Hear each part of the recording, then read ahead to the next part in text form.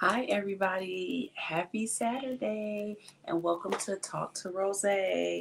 On this show, we talk about everything going on in the world, good, bad, raggedy, and wonderful. So, we're going to get this show going on. I'm not used to coming on Saturdays, but since I didn't do it on Wednesday, I was like, well, let me come on Saturday and see what everybody is doing on Saturday. So, like I always do every week, I want to thank everybody for tuning in. My new guests and my older guests that tune in every single week. Thank you guys for tuning in, and everybody that's watching, make sure you like, share, and subscribe. How was everybody's weekend or week? How was your weekend last weekend, and how did your week go this week? Um, I had an okay week. I was pretty tired because we took my mom on her 80th birthday cruise and we had a lot of fun. And then this week it was just, we got back Monday, Tuesday, everybody was still here. Wednesday, the last guest left. So it was like everybody just getting back to the reality of not being on a cruise anymore. So, how was you guys' weekend? Let me know. Thank you, Gwenita. Hello, my happy Saturday, sister. My weekend seemed long. Oh, our week seemed long. I bet it did. But we did all have fun on the cruise for my mom. Let me see. I think I put a few pictures up here to see. So this was one of our family pictures. That was one of my favorite pictures. That was, I think everybody was actually in this picture. That was the captain's dinner. We all wore white and gold, looking real classy. And this was another picture when we first got there. It said cruising for Juanita's 80th birthday. So we had a lot of fun on the cruise. Some had more fun than others, but everybody enjoyed theirs. So, okay, so we'll get right into it. How many of y'all watched the fight yet last night? I mean, I'm pretty sure half of the world, more than half of the world, watched the fight. How did you guys enjoy the fight last night?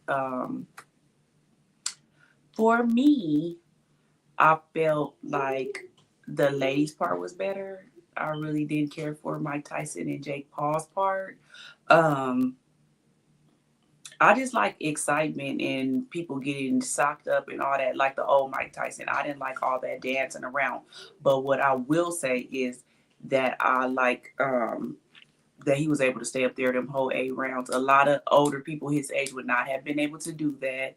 Um, he still got 20 million, even though they say he lost. But to me, he still won. Like, I don't know. Uh, they got money, but yeah, they got money. And Jake Paul got more money than Mike Tyson, which I still don't understand. Let's put the picture up. Jake Paul got 14 million and Mike Tyson got 20 million. So I guess it's a win-win situation for both. But do y'all think that Mike Tyson should have not done that? Do you think this ruined his legacy by doing this entertainment fight and losing? Yes or no? I don't think that it ruins his legacy. I just wish that he probably wouldn't have did it. But I guess I would probably do it for $20 million too. What do you guys think in the comments? Do y'all think he should have did this fight or not? And do you guys think with the ladies fight that Amanda was stubbed of her win? Because that was the real fight right there, was the ladies fight. I feel like Amanda was stubbed. I feel like that other lady should not have won. I don't know how the things work in boxing, but she should not have won, in my opinion. Um, she said, not at all. It keeps his name relevant. No one could ever doubt his resume. Yep, that's true. That's true. At all. And I would say if this was the Mike Tyson in his heydays, yeah, Jake Paul wouldn't even stand a chance. So, I mean, I guess it was entertaining. Netflix, they need not host any other live events big like that because everything was buffering and everything. I had to start watching it on my cell phone because the TV was buffering too much. It didn't buffer no more on my phone, but on the TV it was buffering. So I just politely turned the TV off. It was like, just let me watch it on my phone then. So we'll see. I miss boxing how it used to be back in the days, like when it was really, really boxing. Not this stuff now. I don't like when you dancing around the boxing ring. And some people be telling me that's because I don't know boxing. Like that's part of boxing. But if that's a part of boxing, I don't like it then. I like when they really would be boxing. So that's that. That was everybody's Friday night watching the fight. Um, we'll get into other stories that happened this week. So the daughter of Malcolm X sues the FBI, CIA, and the NYPD for 100 million over her dad's 1965 unalivement.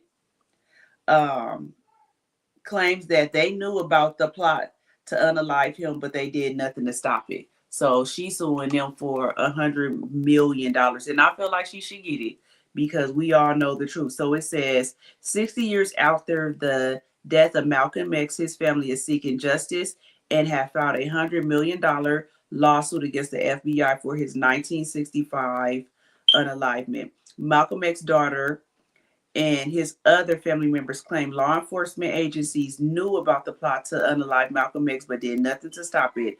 The wrongful death lawsuit was announced at a memorial site in New York City where Malcolm X was unalived in 1965. Ben Crump, a civil rights attorney, claimed the purpose of the lawsuit is to answer questions surrounding the unalivement, paint an accurate history of the event, and bring reparations to the family. During the press conference, Crump stated, "We believe they all conspire to unalive Malcolm X, one of the greatest thought leaders in the 20th century." Do y'all feel that the family is owed this $100 million? I do. I do. And I feel like all of us need our reparations. But if the start of it, then okay. Like all of us is owed. And I feel like that family is owed that $100 million. They should be owed more. Like, come on now. Ben Crump is, yeah, anytime you see his name on something, you know he really is. Sure. So, come on, let's see what's going to happen with this. Uh, this is another thing I wanted to let y'all know before it's too late. Y'all got 2 days. Y'all got until Monday to do this Dear Santa letter for your children. Hold on, let me let you see it. Y'all know that the USPS, the United States Postal Service, has a program every year called Operation Santa. Yes, you write a letter stating, "Dear Santa Claus." Not playing, I'm very serious, I'm not smiling. Write your wish list, write what it is you need, write something from the heart. And you're going to mail it before November 18, 2024. That is the deadline. You're going to mail it to Santa Claus, 123 Elf Road, North Pole, no state, and the zip code will be 88888. So 5 8s. That's it. What happens is the workers will scrub your personal information from the letter and post it on the website that they have allocated for Operation Santa Claus. People who are well off go on the site and they pick a letter and they go get what you need. Do they do that with every single letter? I don't know. It's my first time. But I was told be detailed because they actually tried their best to just go get what you want, what it is you want and need. So hope this helps. And I don't know if this is just in the US, so you might want to check up on that. But I hope this helps someone. I'll be doing this every single year. So like I said, y'all have a couple of more days to do that. I might try it and see, but Amir, he don't need nothing. So like for stuff like this, I like to save it for people that really kids that really need it, that are, less fortunate. So I want to try it just to see if it works, to know for the future, but I'll still put it out there for everybody else. And I also, when I was reading through the comments, they said that the wealthy people do this, but they said that it's actually the postal employees that get these gifts for the kids. It's not wealthy people. So come on. Oh my God. Dear Santa, I want a G Wagon. Well, right, go on and write to them and see if you get it. Let us know if you get your G Wagon, Gordita. Let us know. In other news, I'm moving along real fast. I don't think that I'll do a whole hour. But in other news, for all you Target lovers, guess what? They're bringing bars to Target. And they even have margaritas named after them, Targaritas. So I don't know which Targets these are going to, if it's going to be every Target, because I don't feel like it should be in every Target, depending on what area it is. But they're going to have bars in there now. I mean, it's nice, but I kind of feel like this is not a good idea, because you going into Target to shop and then you're going to be at their bar. So who going to be driving home? Who going to be driving y'all home after y'all being at Target having Targaritas and just having a grand old time? They're going to be in competition with the Starbucks inside of Target now. If y'all putting bars inside of there, I'll be there to try a margarita. Targarita. I'll be there to try a Targarita. So, will y'all be at Target to try y'all Targaritas? Let me know. Let me know. We got to see, when is this going to start. Okay, in other news, this was crazy to me. A 38-year-old Indianapolis man was found unalived in Planet Fitness tanning bed. In a Planet Fitness tanning bed after he went missing for 3 days. They claim a needle was found in the room with him. So Planet Fitness, y'all got a lot. Y'all, we need some answers. We really need some answers, because first of all, that means that y'all don't wipe y'all stuff down and y'all don't clean stuff. Because if that man was in there for 3 days, that meant nobody went in there to clean. Nobody cleaned them tanning beds or nothing if that man was in there for 3 days.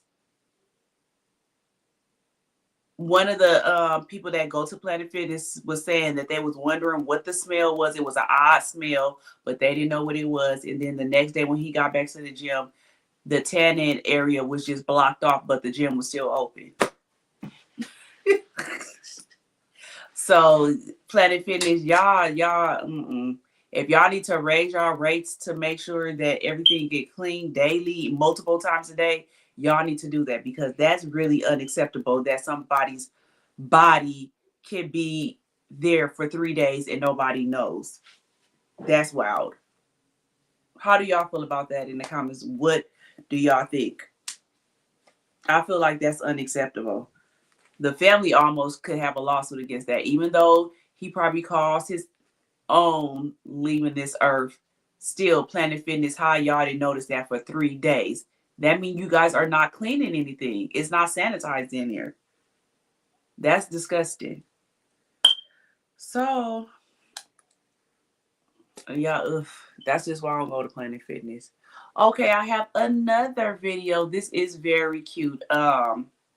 It's a teacher. He teaches his kids about relationships. I feel like they need to do this all the time. Hold on. Dating, and she's the waiter. We come in, The men open the door for the lady. It's a form of I honor you. Men, we gotta make sure we're sitting where the door is. The reason why is because I gotta see who coming in that boy. It's a form of protection. So she sit down, I sit down. Allow her to order first. Like we like sex, they like food.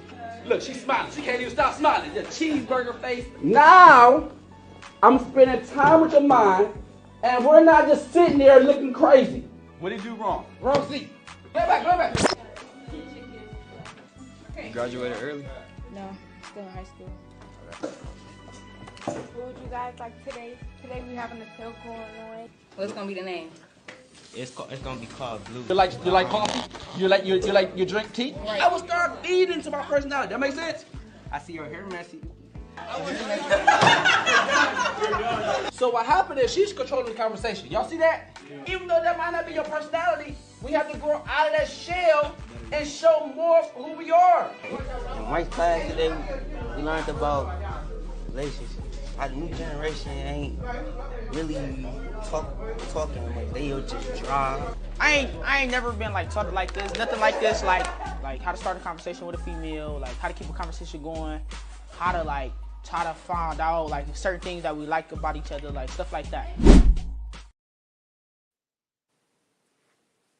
I really love that. I feel like they need to bring all this stuff back. They need to bring stuff like this because people don't know how to engage in conversations anymore. Grown-ups need this lesson, but people don't know how to engage with each other anymore. We are always on our phones. We are always on our phones.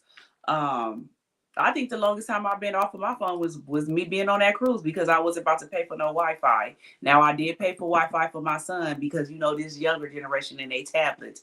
But for almost 4 days, I didn't have any communication on internet or nothing. And I was perfectly fine. Like, it didn't bother me at all. But this generation, they don't know how to communicate with each other. When you sit down at the tables, you on your cell phone. You don't know nothing. They need to bring back home ec. People don't know how to cook no more. They need to bring back all the stuff that we had when we was growing up that they don't anymore.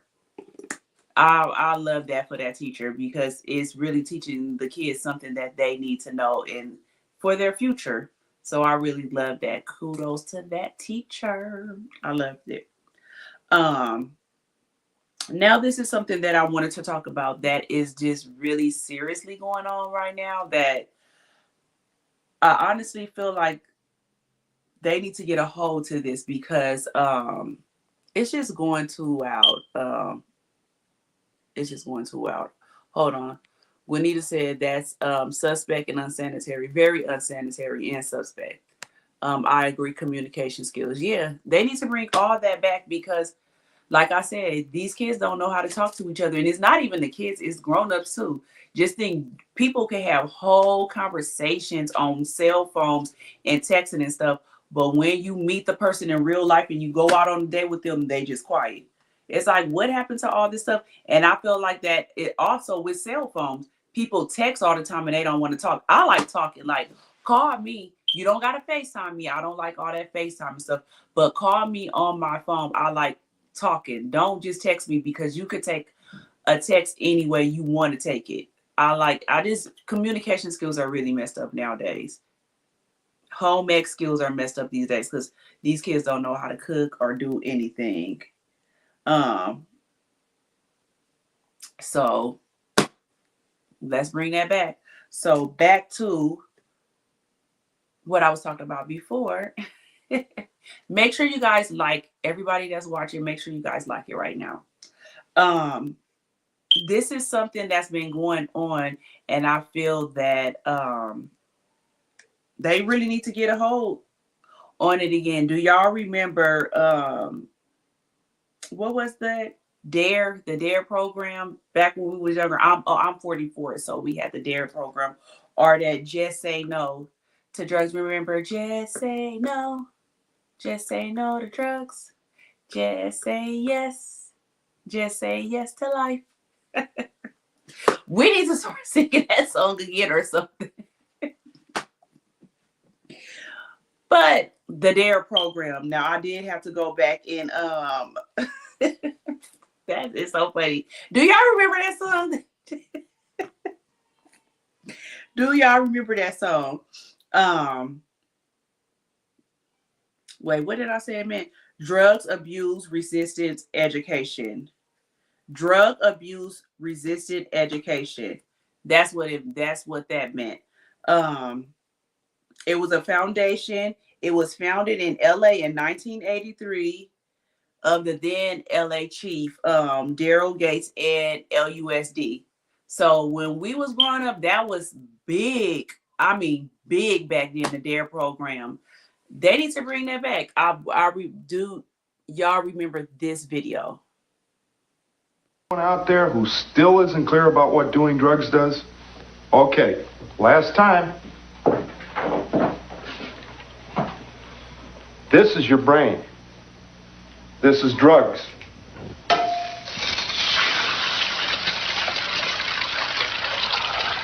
This is your brain on drugs.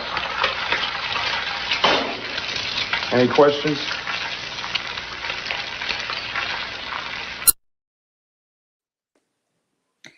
I swear on everything I love when I was doing that made me not want to do drugs saying that. So they need to bring some kind of scare tactics back because nowadays these kids are not scared to take drugs at all. Like they not scared of nothing. And they really these drugs nowadays are taking these kids out. Yes, I did agree. These drugs are taking these kids out, and it ain't really, it's pills and stuff. It's pills. And that's just how their brain is. Their brain is fried. The kids, the adults, everything. Like, people really need to know the importance of taking these pills and stuff. Like, it's messing up not only your life, but it's messing up your family's life also. Like, you're not thinking about all of that stuff. You're not thinking about all that stuff. So, the thing I see most people take nowadays is still, I thought they had stopped taking ecstasy pills, honestly. I know they had a time where people was popping Norcos and Percocets. Well, they still take Percocets. They still do lean and all that. But they're not knowing the side effects. And then everything is laced now. So now I hear that the ecstasy pills are laced with meth. And then they have different ones. So I also found this video on TikTok. TikTok be real informational. Hold on. Ecstasy, aka what you need to know about ecstasy, aka MDMA, Molly. It's a pill that contains a stimulant called MDMA, most commonly known for its reputation as a party drug. People taking it aim to feel euphoric, alert, confident, open, and energetic. MDMA comes in a powder or rock form, which is typically taken orally. The pills are generally coloured with text or an image printed on top. What should I be aware of? Sometimes pills being sold as ecstasy don't contain any MDMA but PMA. This mimics the effects of ecstasy, but can also cause hallucinations, unlike MDMA, and is more dangerous. If you're going to take MDMA, use a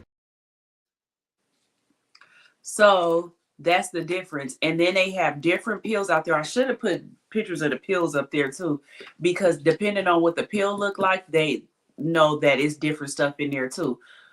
Period, point blank, y'all need to stop with these pills and stuff because y'all effing up y'all minds. Like, you effing up your minds, you hallucinating, you putting your family through stuff. And then when it's over, you feel like everybody's supposed to be okay with you when that's not going to be the case. Y'all need to leave these pills and stuff alone. Like, another thing that I hate is the way the system is set up for mental health. Like we said before, we've seen so many incidents where people have called the police on people that's having mental crises or mental breakdowns and everything. And the police are not equipped to know how to deal with these people. So you call them out there and the person can get banged up and everything. So they should have more training on this. Then you can call the mental health line and they come to your house and say a person don't fit the criteria because the person can turn this stuff on and off. So why don't y'all believe family members when they telling you that a person is not in their right mind, is not their baseline? Like, why do you guys want to wait until somebody does something harmful to their self or another person for you to take them? I hate that, because you could alleviate a lot of this stuff if y'all would just listen to family members and friends. Like, it's like the system is set up to fail people nowadays. It's setting you up for failure. Like, why do you have to do something for you to be put away. It makes no sense to me. I don't even know who to tell y'all to call, because it's like no number that they give you does not work. Who do you call when you know that a family member or a friend is going through something? Because all the numbers they give you, none of them actually work. So this is why I say people need to take into account while they're doing those drugs of who is going to affect, because it's not only affecting you, but it's affecting people around you also. It's affecting people around you also, not just you. Everybody around you, and then everybody has to deal with all that. But I feel like the system should be set up some way different. It's no way in this world that a person should be able, you clearly see that something is wrong with the person, and you saying that is nothing that you could do. The police clearly could see that something is wrong with it, but it's nothing that they could do. Mental health, you could see that it's clearly something wrong with them, and it's nothing that you could do. They don't fit the criteria, but you could see that something is wrong. Make that make sense.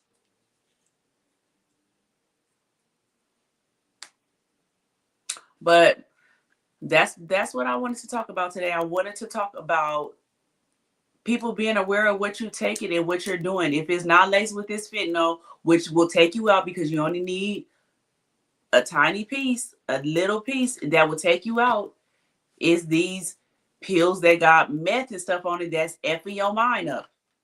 That's effing your mind up. Hallucinating and everything. So y'all need to really think about the stuff that you're doing. Like they said, the MNDA, like the pure ecstasy pills, wasn't nothing wrong with people taking those, because it just made you feel however you was feeling. Your feelings was on 100 or 1,000. Now you turning into a straight basehead. Period. Everyone suffers and there's no resources. Only option is after something bad happens, then they're arrested. Exactly. And that makes no sense to me. It literally makes no sense to me. Like I said before, if a person tells you that that's not that person's baseline, and they could show you proof and everything, and y'all still say a person don't fit the criteria, why wouldn't you want to take them? So I don't know. I'm just saying, everybody needs to think about everybody, the whole thing around it when you're doing these drugs now. Like, again, do I need to play? Let me play that one more time for the people in the back. Let's Anyone out there who still isn't clear about what doing drugs does? Okay, last time. This is your brain. This is drugs.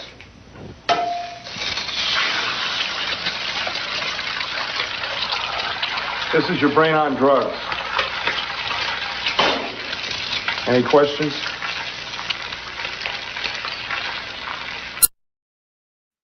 I need to come up with my own one. But that was good. I'm telling y'all, that really did scare me back in the day. And just say no to drugs and just say yes to life. Y'all can figure out other stuff to do other than drugs. I don't know. I can't even think of nothing else you can do, but doing that, you can mess up your life, and you messing up everybody else's life around you. So I just want everybody to do better. I need everybody to do better nowadays and take accountability in doing these drugs and stuff, because exercise, we need to say exercise. And you know what? I'll start reading again. Everybody start reading. Let's start a book club or something. Everybody start reading again. Exercise, do all kind of stuff. But it was a man that said that he almost OD'd on an ecstasy pill. And he said that his friends said that he would start foaming at the mouth and everything. And they said that he started reading a chapter in the Bible. And he was like, he was in his right mind by that time. And he was like, he didn't even know what it meant in the Bible verse meant. And he said he had to wait until he got home. He said that's what stopped him from foaming at the mouth and everything. His friend said that you kept on reading this Bible verse. You just kept on saying this Bible verse. And he was like, and that's what brought him out of foaming at the mouth and everything. I think it was because I'm not into the Bible that much. He whosoever calls out my name shall live. It was something like that. It was Exodus something. And when he did that, his friend said that he kept on just reading that out and that he stopped foaming at the mouth. And that's what saved him. He was like, after that, he never did any drugs anymore. And he actually said he started exercising.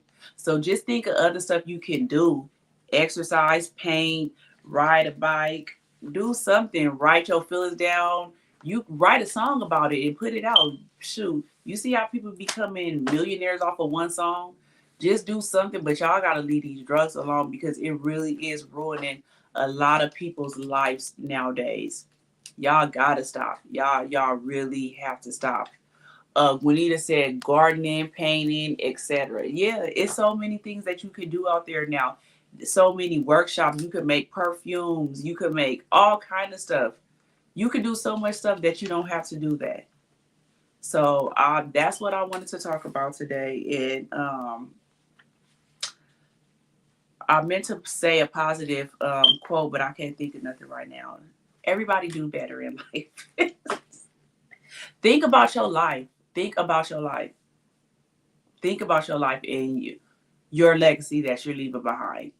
Think about that. Anybody have any positive quotes in the comments that y'all could think of really fast? I can't think of anything positive. I just want everybody to start doing better in life. Like, start doing better. Start living your life. Start doing everything that makes you happy. What I will say is start doing anything that makes you happy because life is too short and you never know when it's going to be over. So just start living your life. Live life to the fullest, but you don't have to do it like that. Live your life to the fullest, but you don't have to have drugs, don't have to be a part of it to where you're effing up your life and your family's life. But I do believe that you should live your life to the fullest because you never know when it's your last day on earth. So that's all I have for today. I just wanted to come on here because I did not come on Wednesday because I was very, very tired. But I will see you guys next Wednesday. I'll make sure I be there. And let me know, like I always say, if y'all have stuff that y'all want to talk about, I'm always willing to talk about everything because there's a lot of stuff going on. I'm gonna start getting back into the real serious topics, even though people don't be wanting to hear about that. I'm gonna still start talking about that stuff. So I will see you guys next Wednesday and have a great, great, great weekend. Bye.